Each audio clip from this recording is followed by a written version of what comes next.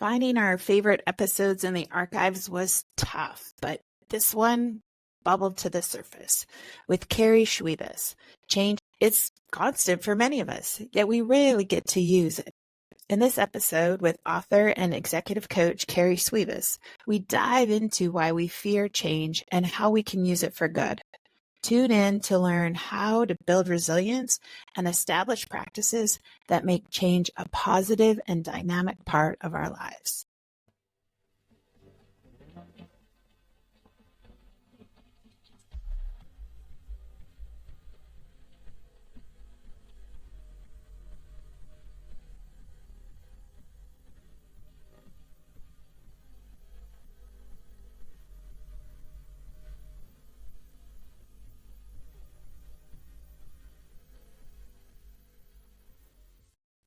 Well, hello, everybody. It is time for another kick-ass career conversation. I am Kim. I'm Louise. And we're joined by? I'm Keri. Keri, we're glad you're here. We're going to let the world know who you are in just a little bit. But first, we want to start this week like we start every week. What are we celebrating this week? I am celebrating... Do I have to think about it? Are there so many things that I want to celebrate that I can't think of one? That's awesome. Well, recently here on the podcast, I celebrated my clients, right? Because I really felt like how they were like really stepping in and just like leaning all the way in and doing all the really hard work. In this career space that I'm in, this career engagement space that I'm in, it is tough. A lot of folks come to me and say, like, let's fix this problem. Let's get a new job. Let's get a promotion. Let's fix my career. And oftentimes it's not like that at all. It's getting really, really deep into what do you really want, right? And that really hard work. My clients have gifted me something this week in sharing that again, right? And just that reminder that there is some hard work, not that my clients do, but that I do as well, right? And that's a celebration for me. Like, I don't feel like I'm done pivoting quite yet, right? And so what does that look like? And I get so much out of that client work that I get to take in and kind of do my own coaching around pivoting and careers and entrepreneurship and what all that looks like. So yeah, I guess it's still celebrating my clients, but in the gift that they're giving me to reflect and have that insight as to like, what else is next when I tune into those little bubbles. Keri, what are you celebrating? Well, I am extremely excited because I am getting a new certification, and it's called the Fearless Organization Scan, which is a really short survey, but it measures psychological safety in teams. And I have met with my first team today, and yeah, it was really fun. I love that stuff. So I'm celebrating that today. That sounds fascinating. Mm-hmm. What am I celebrating? It's like I asked the question and I'm like, oh. Yeah. And it's not like I don't know it's coming. I mean, we ask it every week. I think what I'm celebrating is growth. So Louise, to what you were kind of saying, like this idea of, your recognition of this constant, like, I'm not done pivoting. Right? Maybe I'm not. Maybe this is continuing for me, and that's kind of cool. And where do I get to lean into that? I was in my business accelerator that I run today with my group, and it was really interesting to hear where they are. So we were specifically talking around creating conscious connections, reaching out to people, having conversations, networking for those that are like, what the hell is conscious connection? Networking, reaching out, creating a pipeline of people to talk to. And that fear around it, that fear of stepping in and then going that step further of having something to ask for. And the challenge is to have something to ask for that is not, I need another client. I need another this. I need it, right? I need a promotion if we're talking about somebody who's an employee. not to ask for that thing, but where else can we use support that will help us grow? And so this question was asked of me earlier this week, and I got to again play it out in the Business Accelerator this week. And it was a very exciting place to be, because it is that cycle of growth that we continually have the opportunity to go through. And like I started to say we're continually going through, but there's a lot of people that have chosen not to be on that, whether consciously or unconsciously, they are not in the midst of it. But those of us who are aware of it to have that opportunity for growth, it always exists. So I'm celebrating that.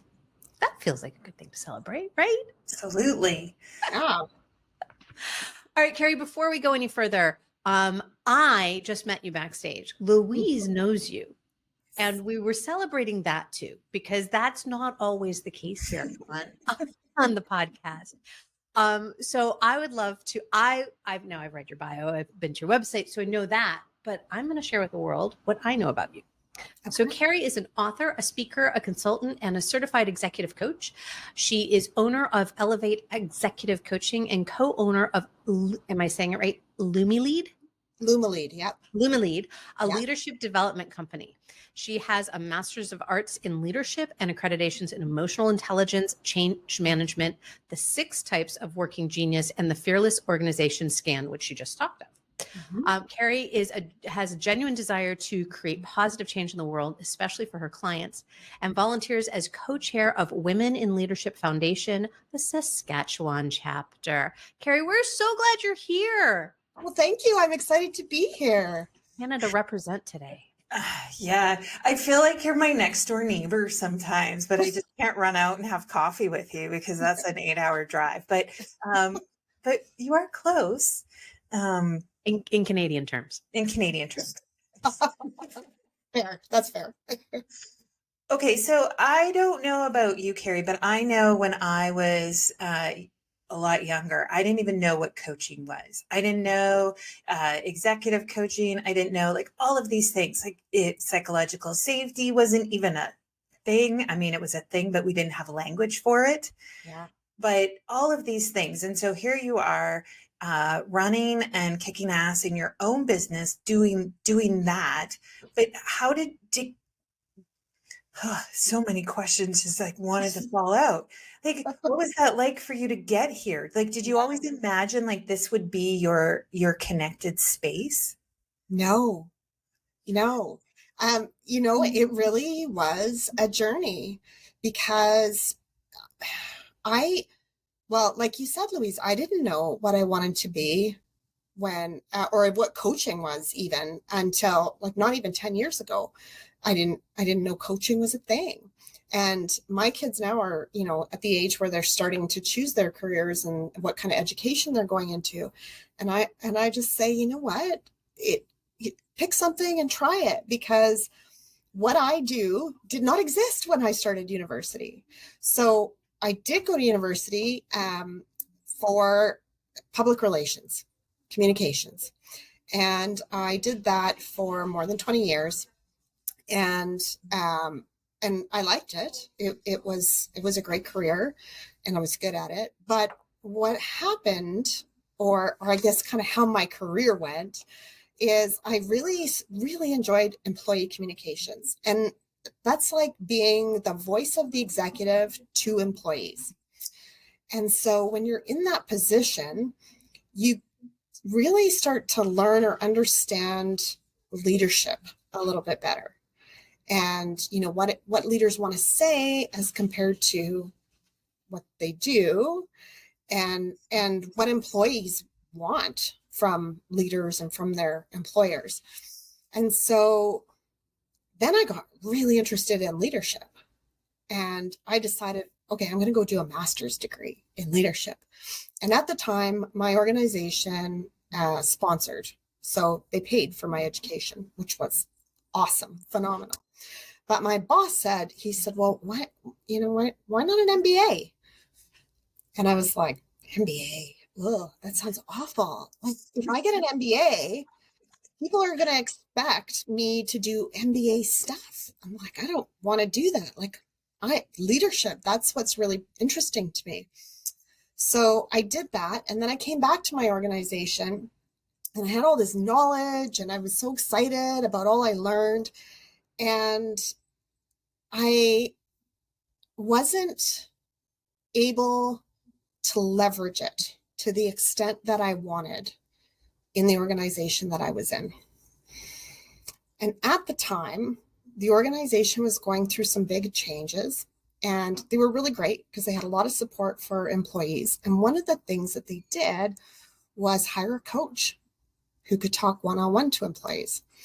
And so I met her, and that's where I learned about coaching. And she was so wonderful. And we had some really great conversations. And she and I kind of clicked. And so I started to learn more about coaching. And then at the same time, so my dad was a serial entrepreneur, and he had a business, and he had been diagnosed with cancer. And he said to me, why don't you come work with me? And then if I can't work anymore, you can take the reins. And this was really hard for me because my dad's business, well, he's an accountant, so he had that, and he had another couple businesses, but the biggest business was this window cleaning company. And I was like, window cleaning? I don't know if that's really something I'm into. But I said, after thinking about it a lot and having lots of conversations, I said, okay, Dad, I think that sounds interesting. I'm going to come and work for you and really want to do this coaching thing. So I want to try my own stuff. And he's like, sure. So I did. I quit my job. I went to work for my dad. Like weeks after I started working for my dad, I started my coaching certification, and then, finished that, started my business. And when I was there, I met my co-authors. We wrote a book, and then one of my co-authors became my business partner in Lumilead. And, it just kind of all evolved. So I don't think we need to say anything more, because the entire title of today's episode is Change is a Process, Not an Event. Done. Perfect example. Yeah. Right? That evolution, right? To allow the process to unfold. What I didn't hear, and maybe this was happening in the background, you just didn't share it in that story. What I didn't hear is I have to make a hard and fast decision for what's next. Did that come up for you at all?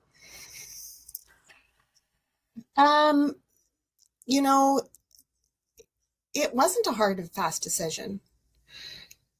It did take me a lot of time, and there were a lot of things, but what I did know is that I wasn't happy where I was at. And I knew I had to do something. And I was just lucky that I was given an opportunity that I could step into.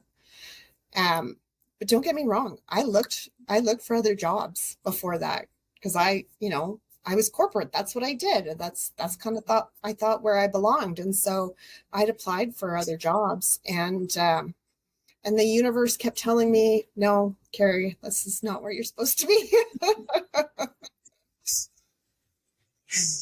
Yeah. Well, it's that evolution, right? Like it's that word evolution, that we're never really done changing or never really done growing. We might be done in a particular area, like, and then we're done. But it's this idea of like, I think we constantly evolve because we are constantly changing, and finding an environment that is adaptable to like what's going on inside, I think is key to being connected and happy and fulfilled. Yeah, definitely. When Heather and I, my business partner, started Lumilead, we had our core values, and one of those values is practice. And the reason I compare it to yoga practice, because it's all about getting better than you were yesterday. And so when we talk about leadership, it's always about growing, trying new things, getting better. Because what happens is the world is constantly changing around us, and so much faster than it used to, and it, like, this change is just persistent and perpetual and sometimes exhausting. And so if you're not changing or growing or learning, my dad always used to say, if you're not growing, you're dying. Yeah. Yeah. And it's so interesting because what we were talking about at the beginning when we were putting in our celebrations, that speaks to this as well, is that place of growth, of evolution, of understanding that we are changing. As human beings, we're changing every day. We're changing individually, but we're also changing societally in our communities, in our families, in our friendships, because none of us is static.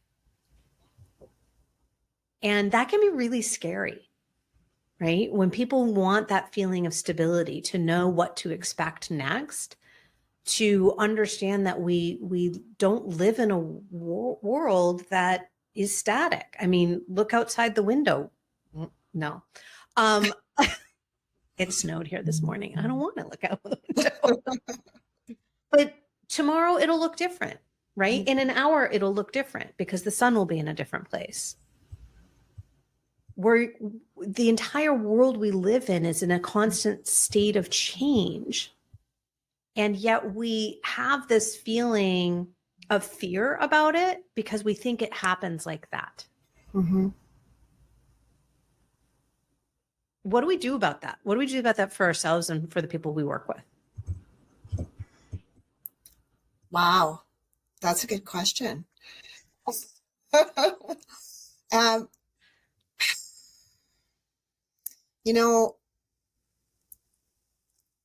I love change. I actually seek out change because I find I get bored with things. So, even with my job history, every 3 years, I would either be switching jobs, switching companies, or going back to school. So I'm someone who doesn't fear change. However, I think about when my dad passed away. So it's been about a year, and that was a big change, and it was not a welcome change, right? And I was thrown into this. I mean, it wasn't sudden. He had cancer for years, and we had time. And so when I was going to take things over, I had a lot of documentation and things to help me, but it was still really hard. And it was very overwhelming. And I think, just reminding yourself that this is hard, but I'm tough, and like, I'm going to get through it. And when I get through it, I'm going to be better on the other side. Mm-hmm. It's. Did we just lose Louise, or did we lose me? I think we lost Louise. Okay. Are Louise, am I back? you're back. Yay. For a moment. Live shows. Well, like, even on the other side, like, I think what happens a lot of times is that we fear that sudden moment of change. Mm-hmm. But we forget that we are already changing, right? Mm-hmm. And we forget that this sudden thing that happens is often outside of our control. It is, and that is super scary, right? That's us that's that uncertainty, that big black hole, that monster under the bed, whatever that is. It becomes really, really scary. And that's what we think change is. It's that. Mm-hmm. And we fear that instant that we are different on the other side of that change. But we are different all the time. Mm-hmm. Right? We are always growing in some way all of the time. We actually learn something new every day. And we forget something every day. At least one thing. It's right. Whatever comes on, something falls off the back of the truck. And And so we're different. We're different today than we were yesterday. Yeah. And we forget that because we don't take the time to reflect on what we're learning. Keri, you called it a practice, right? Mhm. Like where are we practicing being ourselves? I call it experimenting, right? Where did we experiment today? What did we learn? What did we leave behind? What do we take forward? And I think it's those things that's actually like we're in the middle of it all the time.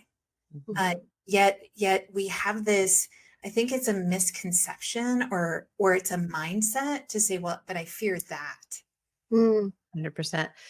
So Ruby over on Facebook just shared, as a yoga teacher, it's in the practice, since we were talking about practice, where awareness for change is birthed. Mm. So by being in practice, right, by being in that place of awareness and connectedness, that is where we can create change, but where we can also be in the process of accepting and embracing change. Mm-hmm. Right. I know, like this morning, I was doing, I'll be in Mexico in a couple of weeks, and I freaked myself out because I started doing more reading about the hike that we're doing. And I was like, oh my gosh, it's at 10,000 feet. Oh, I am not prepared for this. And so I need to be on the treadmill and I need to be working on my hiking so that I have some lung capacity when I get up there. I'll be fine. Like, I know on the back of my head, I know I'm fine, but there's that part of me that's like, this is really scary.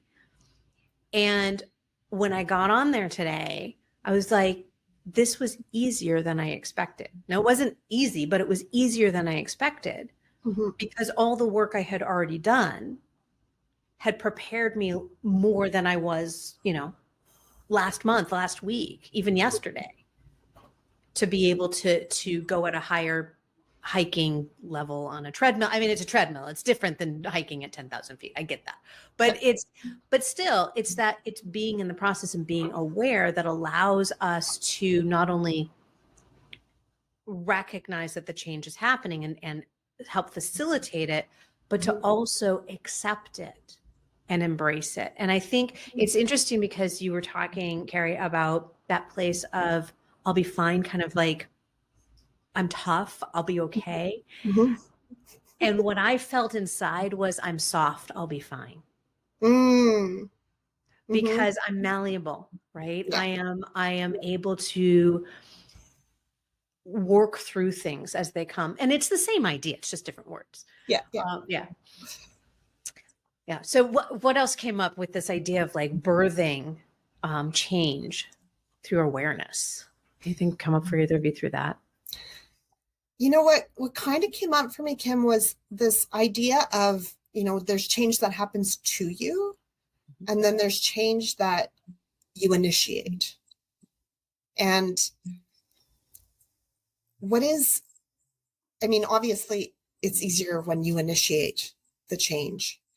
And, for a long time, in my career, I kind of waited for the things to happen. I mean, I showed up, I did a good job. It was pleasant to deal with.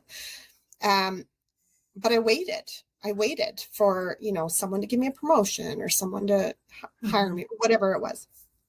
I didn't really take the initiative or take control of my career. And, if I could tell my younger self, like, you have some power here. You can drive the change. You don't have to wait for someone to give it to you. One of my favorite authors, and she has a podcast, to Mel Robbins. You've probably heard of Mel Robbins. And she's got the 5-second rule. And so when I was, in that last stage of my, I guess I'll call it my former career, I had read that book. And what's really stood out to me from what I had read, there were two things, but one of them was, no one is coming to save you. And that was really empowering for me. I kind of, sat back and went, wait a second. Like, how long do I sit here and wait for someone to give me what I want? Like, I need to go out and get it. So I did. Yeah. Reminds me of when I had my first apartment, and I was like, who delivers the toilet paper? I I have to go buy that myself. Like, why is that not here? I just have to just come with the apartment. Like, you rent the apartment, the toilet paper comes with it, right? Like, that was one of my wake up moments. Yeah. I talk about this all the time with my clients around like our careers are actually journeys. It's like we're on a road trip. And we ultimately want to be the driver of our own car. We want to be the driver of our own career and be on this journey that we actually craft, right? And we get to craft it with all kinds of things, right? If we are looking up, we see all kinds of signs. We see all kinds of routes to take. We craft our way through our careers. We create a map, and oftentimes it maybe doesn't look exactly how we want it. But if we have a compass and we're headed in the right direction, right, our values, then we'll get to where we want to go. We might not know exactly what route to take or what detours are ahead or what potholes are going to hold us up for a few minutes, months, years. But we keep moving, and we are the only person that actually gets to decide how fast or slow we go. We're the only person that gets that. We're the only person who gets to decide when we pull over to a road stop or check out a roadside attraction. And yet we give up that power to all the backseat drivers that we have collected along the way, because they're telling us to go faster. They're telling us to take this direction. They're telling us to watch out. And we give up that control so early on. And it's something that maybe doesn't, again, it's not like an instant thing. I think we feel like we're in control when we leave university. It was like, we got the stuff, like, here we go. Yeah. But it doesn't take too long before we pick up a passenger that is chirping in our ear, or somebody that's playing with the radio. And we're like, oh, I guess I like country today. Like, right? Like we slowly kind of start to give this up. And this is that same, right? It's a process. It usually isn't something that just happens overnight. But then we get to this place in our careers and our lives, kind of this midlife place, that all of a sudden we're like, what the, I'm driving this because I was on autopilot for the last, right, 10 years, 15 years. Yeah. Yeah. So that shows up for, and so all three of us here are entrepreneurs, right? We have our own businesses. Primarily, that's who I work with, are entrepreneurs and business owners and founders. The number of them who I say, well, as an entrepreneur, and they're like, I don't think of myself that way. Okay, but do you have business? Like, who owns the business if it's not you? Like, who is driving this bus? So it shows up even when we're confident enough to make that leap and to say, this is what I'm doing in the world. This is what I'm creating in the world. This is the change I'm making in the world. Mm-hmm. And it's really scary to pull back that ownership and say, no, but I'm really actually doing this thing. Mm-hmm. This is who I am. Particularly if we've had a detour, right? If for whatever reason, business isn't looking the way that it is, and God forbid we have to go and make a choice to say, I still need to pay some bills. And so where else am I going to get that money from? Okay, well, I can freelance. I can do some other things. I could go get a job. I could do whatever I need to do. So it's a detour we weren't expecting, but we're still working on our business. When we come back into our business, I find more than not, there's that fear of saying, well, I've had a business for X number of years, and including that time when they took a detour. Like, but the business didn't go away. It just looked different. Mm. Mm-hmm. So I feel like we do, when we take these detours, however we are building and crafting our careers, it is that detour makes us diminish the value of where we think we're headed. Instead of saying, that's my experience. I get to bring that experience forward with me. Mm-hmm.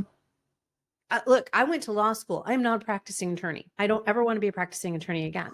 I do not regret, I paused for a minute because I'm still paying loans on it, but I do not regret getting that degree, mm-hmm. even though I'm not actively using it, because mm-hmm. there's so much that I learned, even just in the process, not just about the law itself, but the process of learning and how people learn and how people work together and how systems work. So nothing is for naught. There's Mhm. always that opportunity. And that's that growth that we keep going back to. That's that process, being in process. Mhm. And I keep going back to, yes, and all three of us know, because our clients all show up this way, change and recognizing that we're growing is scary because we want to be at that place. Mm. Mhm. I don't know about you, but I love saying, so what happens when you get to that place? Do you stop? Like, do you stop? Is that it? You get there, you're done? I don't want to live that way. I don't know about the two of you. How tell me about that. These are such big questions you're asking. That's me. Yeah, you know what? I don't like I said, I get the 3-year itch, right? I need to do something different. So, I mean, it's going to look a whole lot different. You know, at some point, I'm hoping that my focus and my learning is about my grandchildren and, you know, not my bookkeeping, because that would be more fun. Yeah, but I mean, no, I don't ever want to stop growing and learning. We get so hooked on that destination, like just like any road trip, right? It's like, yeah, I'm going there. And so we can like just like pedal to the metal, like let's just try to get there.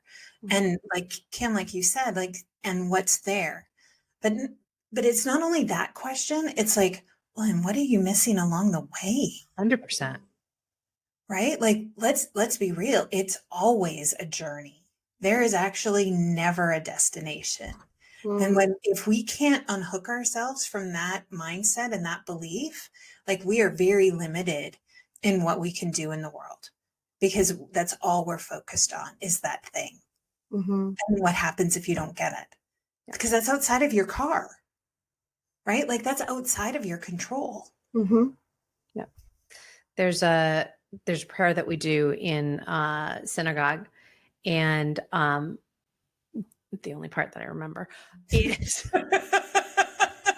so those of you who are Jewish who are hearing this, whatevs. It is the life is a journey. It's not a destination. And it's actually, it's about this idea of, right, dust to dust, right? Like if we're focused on the destination, then we're focused on death, because really that's the only place we're all headed. Yeah. Everything else from our first breath to our last is a journey. Yeah. Yeah. So, yeah. It's hard. It's hard to, it's hard to remind yourself of that, because I find, especially with social media, that you're always comparing yourself to other people and what they have, or the trips they're taking, or, you know, like, oh, I want to do that. I want, you know, and so, you know, and I think too, as I'm talking about this, that it's important to have goals. You know, it's important to want to achieve things. And I think maybe there's a balance between goals, but also just taking the time to be, you know, be in the moment, recognize what's going on, appreciate what's going on and what you have already. well, I think the process for me is not being in the process and recognizing you're on the journey is not having goals. I mean, I think about when I plan a road trip, to use Louise's favorite metaphor, when I plan a road trip, it involves roadside attractions, not just like where are we stopping for lunch and for the night and what big things are we doing, but you know, those, let's get off the highway and go, you know, 40 minutes out of our way to go see the world's largest 6-pack, like, which exists in Wisconsin and not necessarily something you need to stop for. But anyway, it is like, there are those things because it's the experience. Yeah. It's getting from point A to point B. We had a place where we were going. Mm-hmm. Let's have fun getting there. Mm-hmm. Mm-hmm. I mean, as much as we can, no, life is not just all rainbows and fairy tales and unicorns. And yet finding that, like, where do we want to allow a little bit more of that process in? To me, that's the exciting stuff. That's the stuff that's what life is about for me. It's the process. Yeah. I had a client earlier today, and we were wrapping up our 6-month package together, right? And I had asked her, what are you taking away from our time? What is it that, you're going to put in your glove box of your car and have as a resource? And her whole goal when we started coaching was, tell me what's next. I don't like what I'm doing. I don't like where I'm doing it. I want to know what's next, right? I want to know the destination. And she told me today, and I hope I don't get it wrong, but the words were, I now have permission not to know. Yep. Right. And so it's like, she is more clear than she has ever been in her career journey. She knows more about herself, and it comes with this not knowing, and it's okay to not know the destination, but you're so much smarter on the journey. You know yourself so much better. You know if you need to stop for gas. You know if you need to take that 6-pack detour. Like, innately, you're like, nah, not for me. Right? Or, ooh, what's that? And I think that's that when we talk about change being a process and like being more empowered around this big, scary thing, it's really understanding that, right? Like, it's okay not to know what's around the corner and still, right? And still be excited to be on your journey. I love that. I have a client that we're working on, and we've used this roadmap metaphor. And so to kind of put a little exclamation point on what you just said, what we agreed on is not to try and open the whole roadmap. We're not going to, when I was a kid, we would plan our road trips by like putting out the roadmap, like on the floor and like drawing, like that was how we did it. We didn't do it on computer. I love doing it on computer and old school. But anyway, what I suggested to her is we bring it in and we're just worrying about where we're going in that first fold. We know we're going to get to where we're already headed to. Like, we know that that's coming down the pike. But when we get overwhelmed with, that's a really big distance to fill, just look at that first flap. Just get just that first little piece to move yourself along. By then you're going to have picked up steam, and then you can look at the next fold and the next fold. So I think that that's kind of what you were talking about in terms of that freedom and that permission, is to allow yourself to just start. Yeah. Keri, you have such wisdom that you brought into this conversation today. And I would love to know, just kind of thinking about where you're headed, and when you think about where others are headed, what are those golden nuggets that you would love people to be walking with from our conversation? I think the one important thing is holding that power to create the change in your life. I think that's really important.